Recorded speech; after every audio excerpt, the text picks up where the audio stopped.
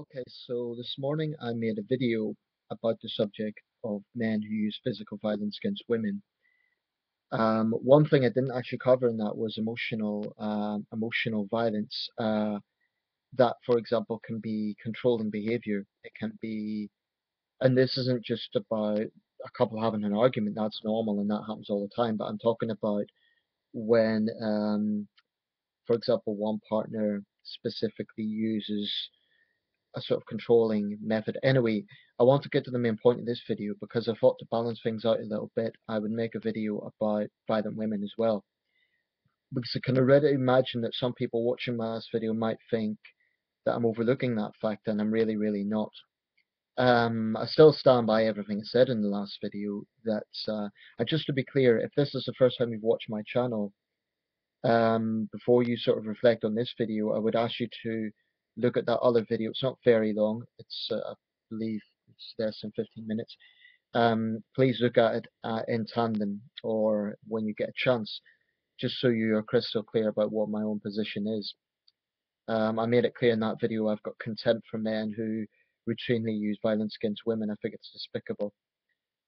But in the nature of egalitarianism and fairness, I will speak in this video about violent women who use abuse against men, or not always men, sometimes other women or children.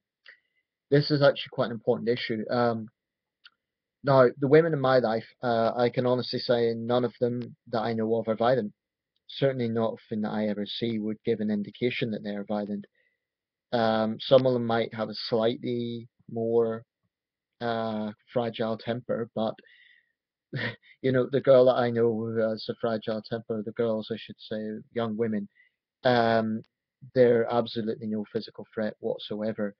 It's more like, yeah, temper, but it's not like, they're not violent people. So I think we have to differentiate between people who have a violent or who have a temper and who are likely to use violence because it's not exactly the same thing.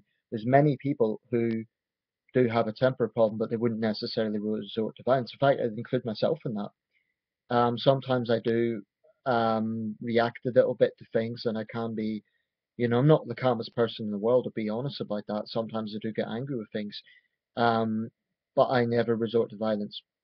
So that's why I know the phenomenon is real, that there are people who have a temper problem, but they would never resort to violence.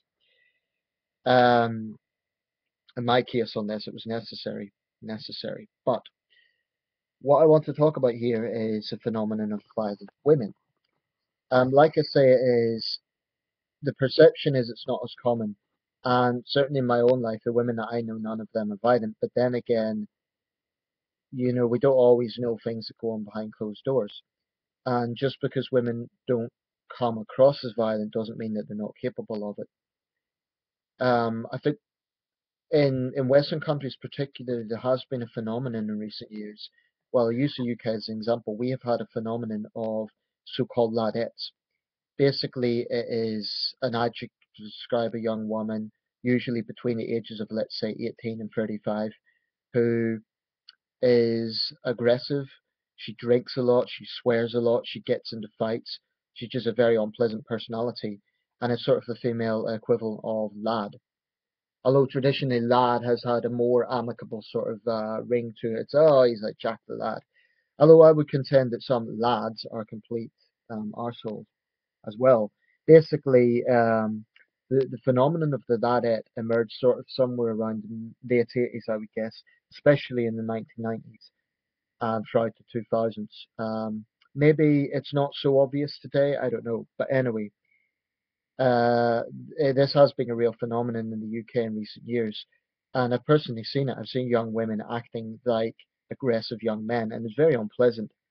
And what irritates me about this is if you say that you hate it, and you say that you hate to see young women acting this way, then a lot of people think, oh, but you're being sexist. Oh, you can't condemn that because you don't care about men doing it. Actually, the point is this. I do care about men behaving that way, actually. But the difference is that men have always behaved that way. And most people have always sort of looked at them as idiots. And as, going back to the Viking conquests, there has been a lad culture in the United Kingdom and in the British Isles. But the that phenomenon is more recent. Although we've had a history of, for example, warrior women going back to Bodicea, and I don't want to give a history lesson here, but just to give a bit of context. It's only been in recent years that this ladette phenomenon has appeared. And I don't care if people don't like what I'm about to say, but I think it's disgusting and I hate it, actually. It's not that I expect all women, all girls to be like Goldilocks and be sugary sweet. It's not, that's really not the issue. Nor do I have a problem with tomboys, that is, girls who have hobbies that would be seen as a little bit more masculine. I really couldn't care less. But the point here is it isn't what people are interested in. It isn't to do with gender identity or anything like that. It's simply to do with behavior. And anyone who behaves in that way should be frowned upon. But the reason I'm focusing on ladette phenomenon is it has been a developing phenomenon in recent years, whereas the lad phenomenon has always been with us. Young men have always got drunk and got into fights. Some young men, I should say. And that's always been a phenomenon. Um, young men have always, and sometimes not so young, incidentally, have always had this thing about, there's a macho environment and who can drink the most, who's the hardest, all this sort of crap. And I'm really not, I don't have much time for that sort of stuff. I've always kind of been independent in that regard. But the phenomenon of ladettes is definitely uh, an obvious thing in Britain in recent years. So when I'm talking about violent women, I would use that as an example to demonstrate that this is a real thing. It does exist. And I know that a lot of doormen, for example, have stated that they always have a much bigger problem with drunk women than drunk men. Drunk men, the guy might be aggressive, but a well-built doorman could easily kick the guy out. But a drunk woman, it's more risky, and that's why they have now increasingly a number of female security personnel, which is probably a good thing because they're in a better position to handle drunk women. You see, if a male doorman was to deal with a aggressive drunk woman, he might find that she could easily turn around and accuse him of sexually assaulting her, whether or not it's true. So it's actually a very difficult job for him to do. Um, that's not to say that doesn't happen either, but because it does. So I'm not, I want to be clear about this video. I'm not sort of trivializing anything that I'm talking about, and I'm not trying to say that any one thing is worse than the other. I'm just highlighting some of the issues that are part of this phenomenon. Um, anyway, getting back to the main theme about violent women. Um, in my own life, I've never really had to deal with them, thank goodness. And I hope I'm never in the situation because it is a very awkward situation for a man to be in. Because you have to make a choice of, well, do I let this crazy bitch attack me or do I, what, I mean, I think this is my perceived notion of what I would do. And granted, I've never been in the situation, but if a violent woman was to, for example, throw a punch at me, I'd like to think I'd get out of the way, grab her wrist, push her back, and then I'd demand to know what the hell her problem is. Um, I do think that the police and security personnel in nightclubs have a responsibility to do the right thing. So if a man was in that situation, say in a nightclub, the correct thing to do would be to go and tell a security guard, look, this woman's giving me a hard time. I'm just trying to relax here. Can you kick her out or something? Now, a good doorman will just do that. But some doormen would laugh, and some police officers would laugh. I'm not saying everyone, but I do think it's fair to say that that would be a case. So man can't really win if a violent woman attacks him. If he takes it, then it's a bit stupid because you're letting yourself be attacked by a total stranger. And let's not assume that when a woman punches, she can't do any damage. If she has a ring on, if she's really throwing with anger, just because the whole thing is if you're not prepared to take a punch, like if you're minding your own business and then some drunk gives you a hard time, um, you're not, you can't sort of brace yourself. It's not like you're in a boxing match and you can suddenly brace that. So just because a male might be the victim doesn't mean it's a real matter.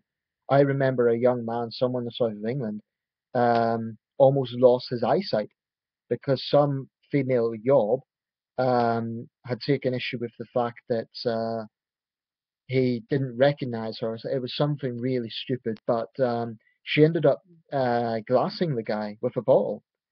Now, when it came to her trial, she didn't get a custodial sentence. She got community service, which was an utter disgrace. We know damn well if that was a man, he would be in jail, and rightly so. In my city, there was a guy who assaulted a girl, and he got arrested for it, and rightly so. But it should be the same standards in these things. When we're talking about society, it should be exactly the same standards with men and women, in my opinion. So I don't believe this is contradictory to my last video.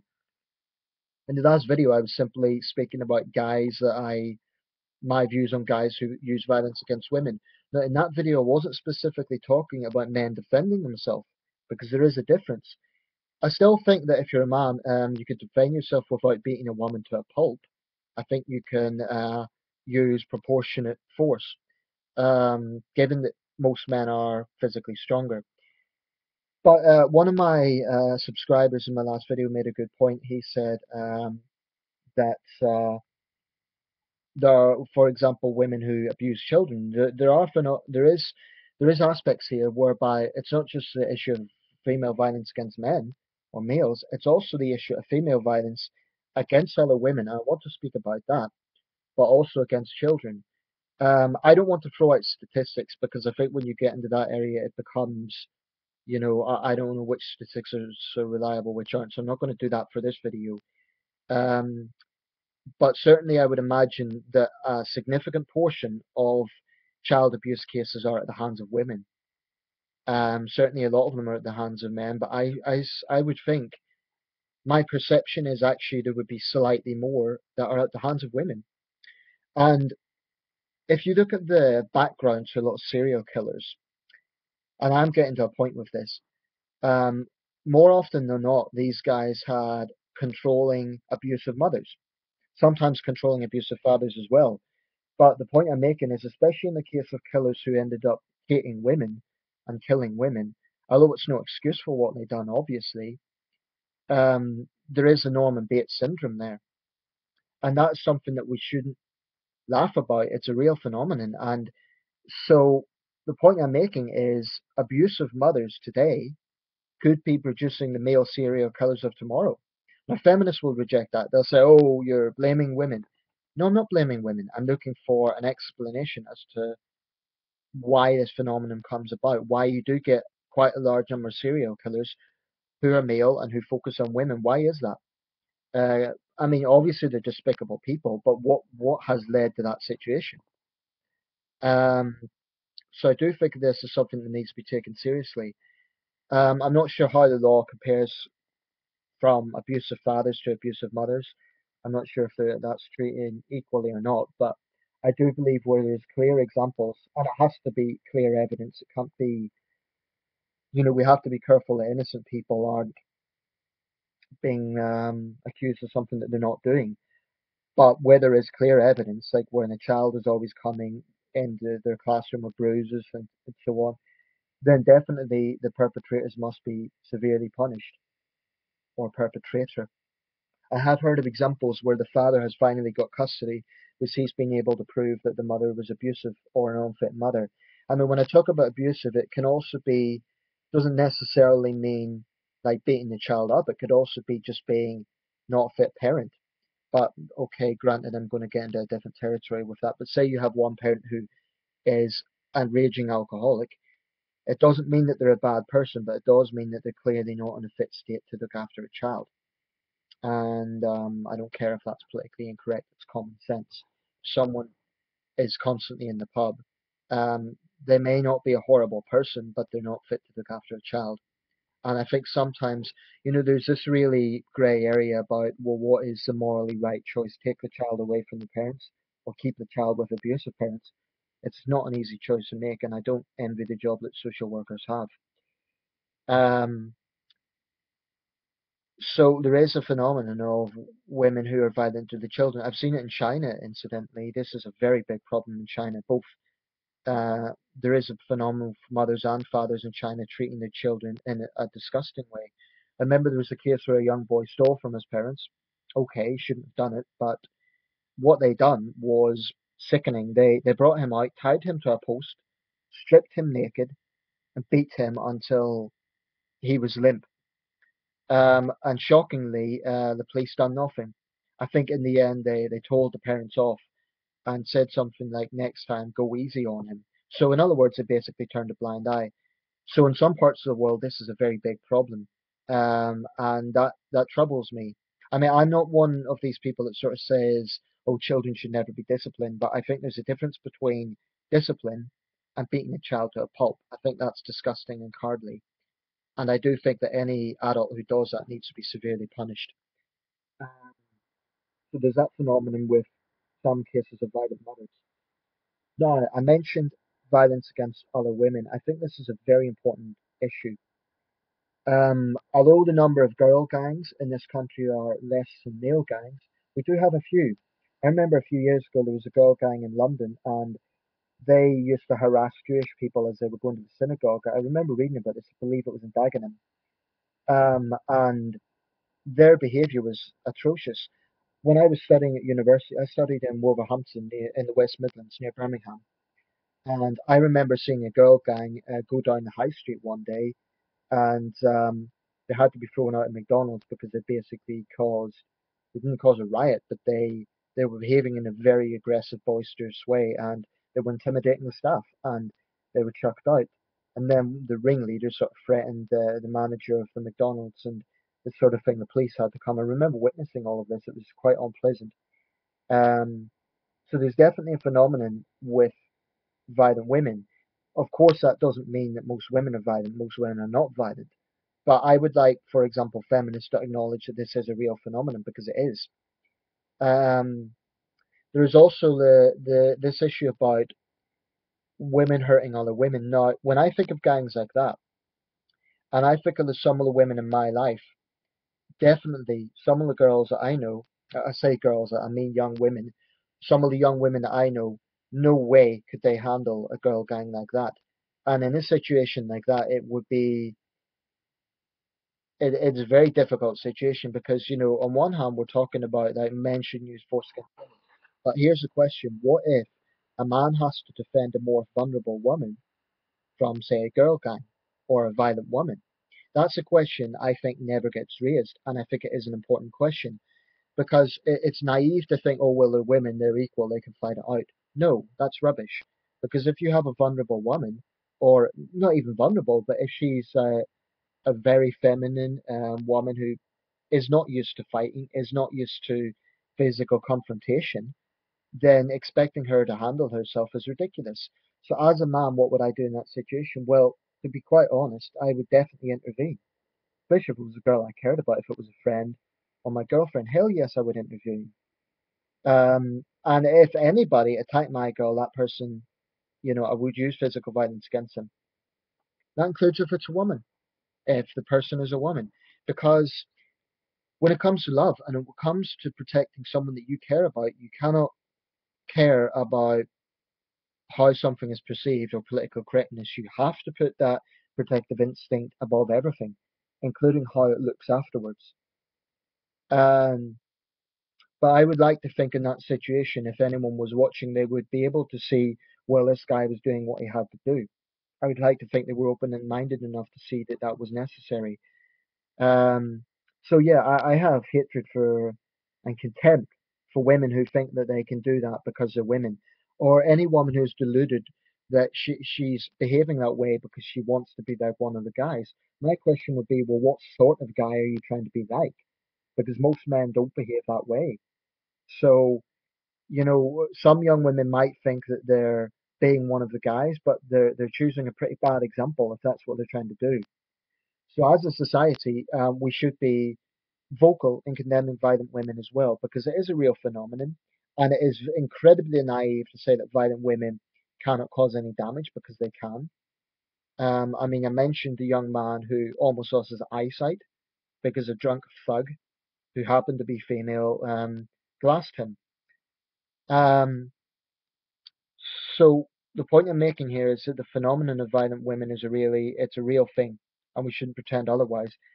And although I stand by everything I said in the last video, and I still, as a man, I have contempt for men who use violence against women, and I would have no problem getting right in there and roughing the guy up. But That doesn't mean that I'm ignoring or overlooking the problem of violent women, because it is real. So if you watched my last video, certainly let me know what you think of this. But basically, the only reason I didn't mention these things in the last video is because I did want that to be specific to the issue that I was talking about.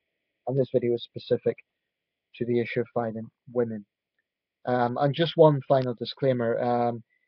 If you're a girl and you do like boxing or martial arts or anything like that, I'm not having a go at you. It's nothing to do with that. I fully support equal opportunity. So this is not about girls, doing sports that are traditionally seen as masculine. I have no problem with that. I'm an egalitarian, okay? In fact, one of my good friends, she does Aikido, and she's probably a bit of a tomboy, but it doesn't matter. There's a huge difference between someone who, I mean, I'll give an example here. Nicola Adams is a British boxer. Um, she's a great fighter, but she's also a nice person. I've seen interviews with her. I've seen her open up a youth club. So she comes across as a very decent person. So that's why it's very important to differentiate between women who are involved in martial arts and violent women. It's not the same thing. Just like a professional male boxer is not the same as a street thug. It's the same principle. Okay, thank you for watching.